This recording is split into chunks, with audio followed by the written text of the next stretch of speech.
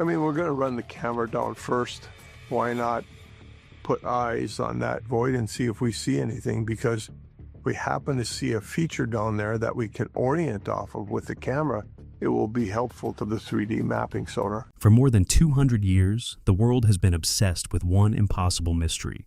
Hidden beneath a tiny island off the coast of Nova Scotia lies a secret so valuable, so dangerous, that 6 people have already lost their lives trying to uncover it.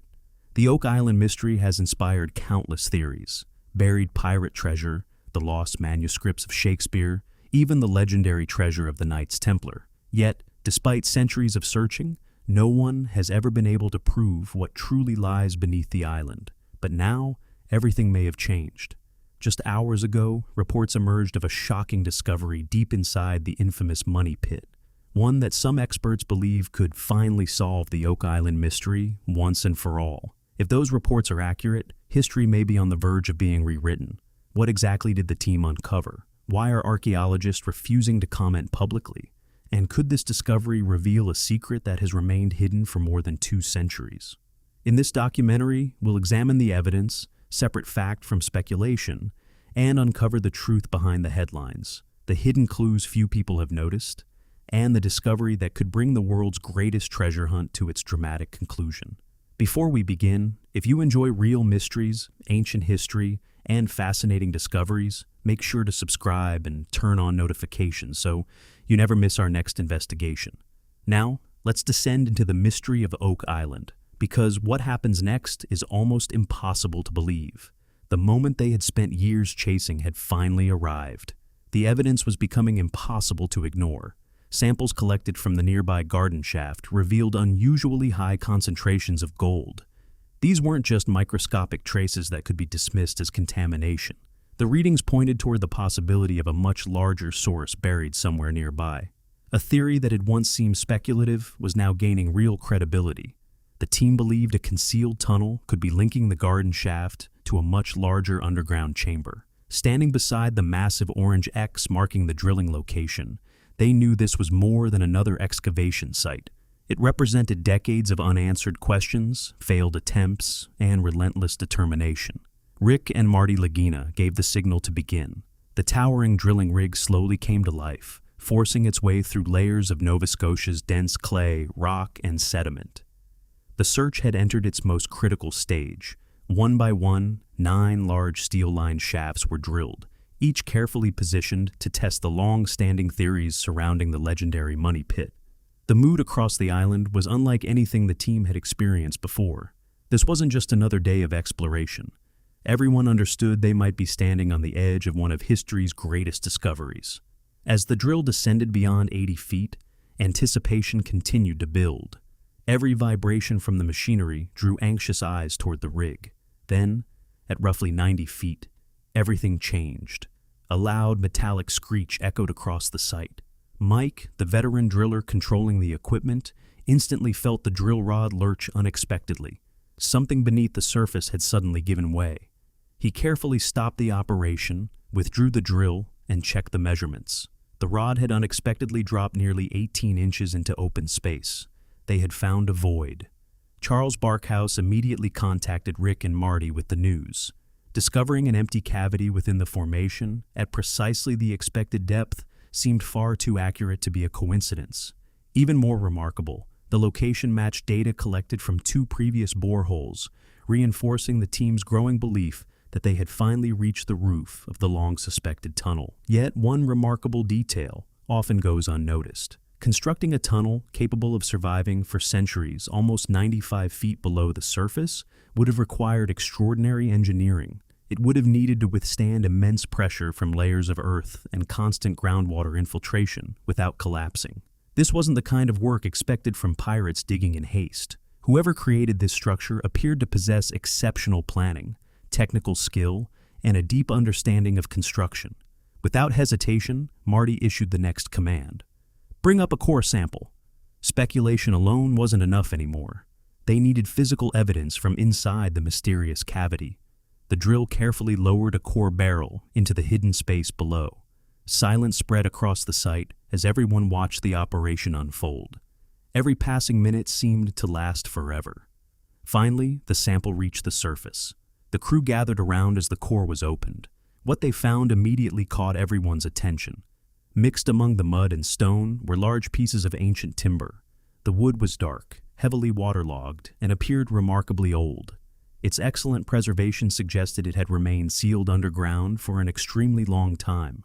Rather than being naturally deposited debris, it pointed toward the possibility of a deliberately constructed structure hidden beneath the island. Geologists quickly separated the wooden fragments for laboratory analysis. But the next sample proved even more intriguing. Recovered from nearly 97 feet below ground, the second core contained something no one expected.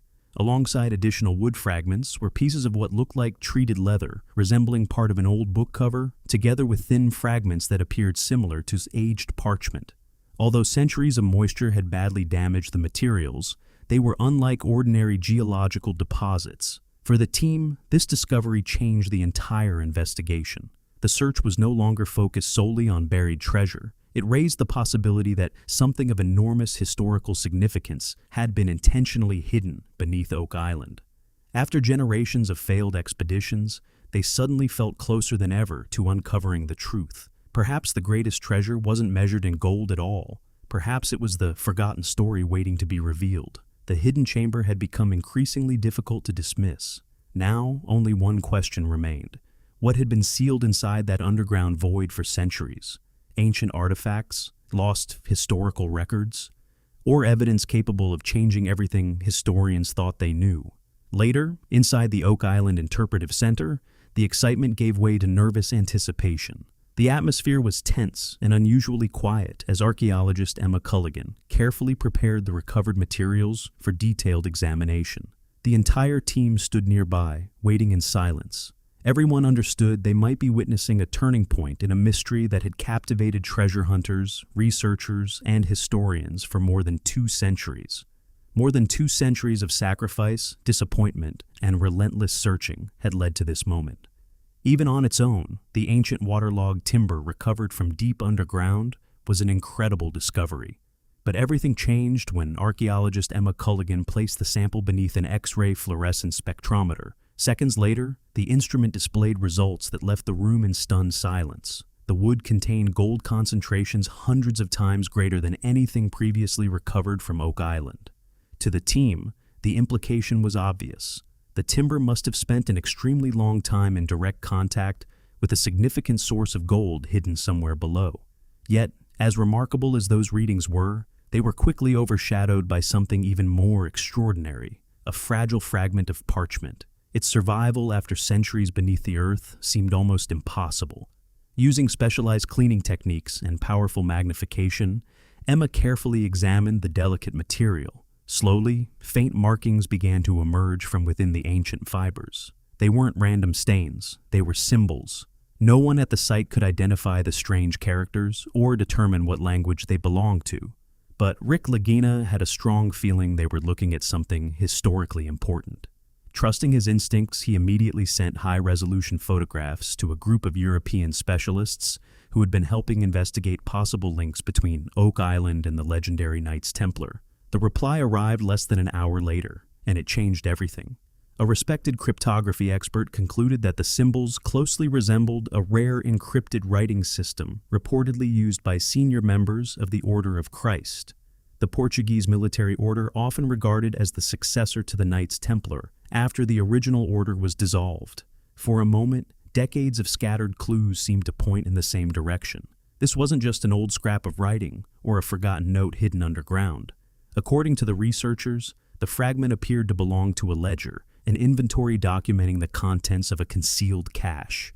The translated symbols listed several remarkable entries: 32 bars marked with the symbol for gold, 5 chests containing sacred relics, and 1 mysterious item identified only as the head of John. The significance of those words stunned everyone involved. If the interpretation was correct, the search had never been about ordinary treasure. The island could be hiding objects connected to one of history's most mysterious organizations, artifacts believed to have carried enormous religious and historical importance. Suddenly, years of unexplained discoveries across Oak Island seemed to fit together like pieces of a single puzzle. Nolan's Cross, the massive stone formation that had puzzled researchers for decades, no longer looked like a simple landmark. Instead, some investigators believed it may have functioned as a sophisticated astronomical marker, carefully aligned with constellations used by transatlantic navigators during the 16th century. If true, it may even have indicated the exact time the hidden repository was sealed. The mysterious stone roadway beneath the swamp also appeared in a new light.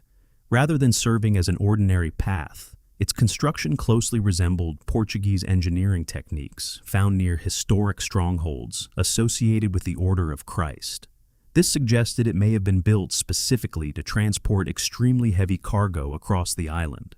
Then there was Fred Nolan. For years, the dedicated surveyor insisted that the swamp was not entirely natural. Many dismissed the idea at the time, but viewed alongside the latest discoveries, his theory suddenly seemed far more plausible.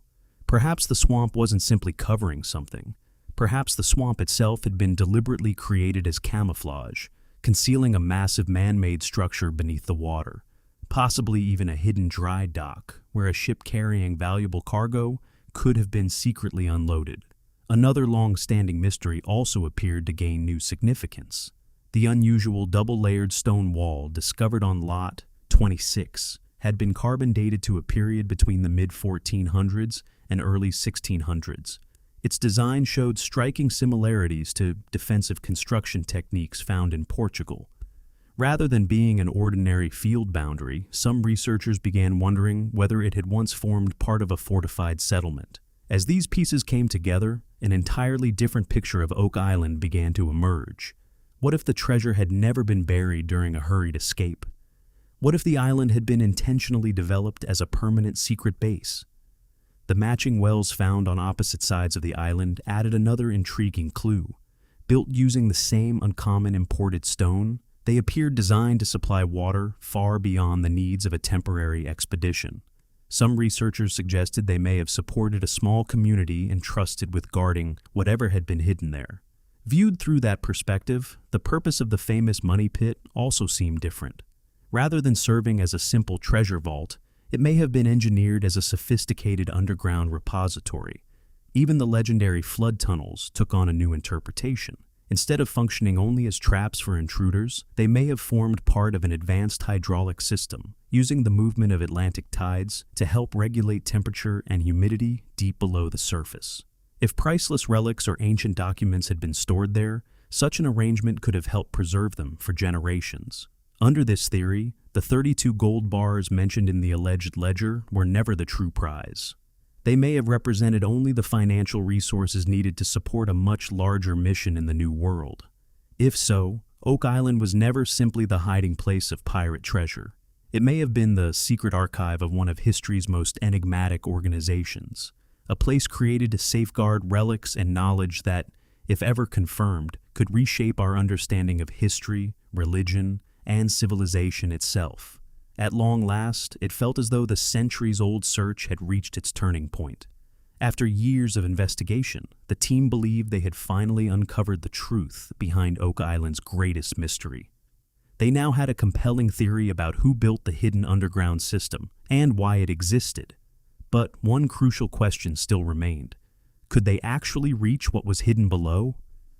Even if the mystery had finally been explained, recovering whatever lay beneath the island was an entirely different challenge.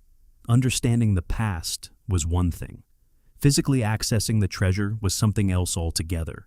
The remarkable discoveries made within the void nearly 97 feet underground had provided what many considered the strongest evidence yet. If the interpretation of the recovered materials was correct, it suggested that the Order of Christ, the Portuguese successor to the Knights Templar, may have reached Oak Island during the 1500s. According to this theory, they didn't arrive empty-handed. They may have transported vast quantities of gold, along with priceless religious relics believed to possess extraordinary historical significance. Just as important was another realization. The infamous money pit no longer appeared to be nothing more than a mysterious shaft dug into the earth. Instead, it seemed increasingly likely that it had been carefully engineered as part of a sophisticated underground storage system, designed with remarkable planning and precision. Yet, Oak Island was still guarding its greatest secret, because despite every breakthrough, the team had not actually reached the main chamber. The void they discovered was now believed to be only an antechamber, a deliberately constructed intermediate space designed to mislead, delay, and discourage anyone attempting to reach the true repository. Evidence gathered from seismic surveys, combined with clues believed to be contained within the alleged ledger, pointed toward a much deeper destination. Some estimates suggested the primary vault could still lie between 150 and 180 feet beneath the surface. The historical mystery may have become clearer, but the physical obstacles remained just as formidable as ever. Now, the mission had entered an entirely new phase. This was no longer simply a treasure hunt. It had become a potential archaeological recovery, unlike anything attempted in modern history, an excavation that, if successful, could rank among the greatest discoveries ever made. The biggest obstacle wasn't digging deeper. It was figuring out how to bypass the legendary flood tunnel system without damaging whatever had remained sealed underground for centuries. And that's where some of Oak Island's most fascinating theories begin to emerge. What if the money pit was never intended to function as the vault itself? What if it was actually the entrance? For years, certain geologists have suggested that Oak Island sits above an unusual geological formation, containing natural underground caves and interconnected passages. If that interpretation is correct, perhaps the builders didn't excavate an enormous chamber from scratch. Perhaps they discovered an existing cave network and transformed it into an almost impenetrable fortress. Under that scenario, the money pit would simply be the only engineered access point, a heavily protected gateway leading into an extensive underground labyrinth hidden beneath the island. The alleged ledger also mentioned 5 chests containing sacred relics. That detail alone was remarkable, but one entry stood out above all the others, a mysterious reference known only as the Head of John. For centuries, some historians and independent researchers have suggested that the Knights Templar may have guarded a revered relic associated with John the Baptist. Whether those claims are accurate remains the subject of ongoing debate, but the possibility has fueled speculation for generations. Then another question naturally follows. If one chest supposedly contains such an important relic, what might be hidden inside the others? Could they contain objects long associated with Templar legends, such as the Ark of the Covenant, or perhaps even the Holy Grail itself? These are the same legendary artifacts that medieval traditions claimed were discovered beneath Solomon's temple in Jerusalem, objects said to have played a role in the Templars' extraordinary influence, wealth, and enduring mystery.